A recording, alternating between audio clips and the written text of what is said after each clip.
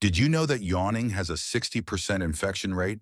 That's literally more contagious than the common cold. Scientists discovered this bizarre phenomenon spreads faster than gossip at a family reunion. And here's where it gets absolutely ridiculous. It works through video calls too. You can catch a yawn through a screen. But wait, it gets weirder. Almost every mammal does this, except psychopaths. Apparently, lacking empathy makes you yawn-proof. Who knew? The research behind this is hilariously absurd.